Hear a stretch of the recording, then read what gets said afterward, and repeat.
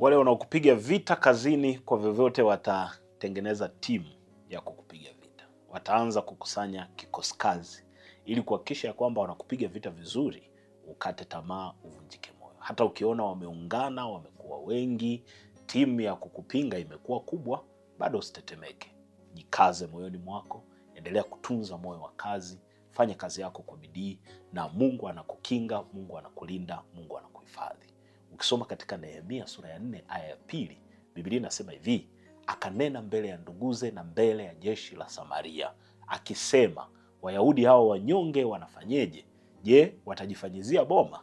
Watatoa dhabihu au watamaliza katika siku moja? Je, watafufua mawe katika chungu hizi za kifusi, nayo yameteketezwa kwa moto?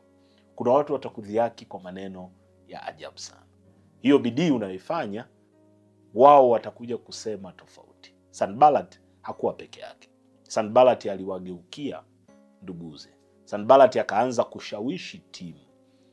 Vyovyote vile utakavyojitahidi kufanya, ujue kwamba yule anayekupinga ofisini ataanza kujikusanyia timu. Ukiona timu inaambatana naye, alafu wanapeana maneno ya kukudhihaki, wala usivunjike moyo. Jitie nguvu, maana ushindi uko mbele yako. Usiteteleke nafsi yako. Usione ya kwamba kazi itaharibika. Kitakachofanya kazi yako iwe bora ni bidii yako, ni ule moyo wa kazi ndani yako. Huo usiruhusu hata kidogo ukapotea. Usiruhusu hata kidogo ukavunjika. Usithubutu kukata tamaa ukaona ya kwamba haifai.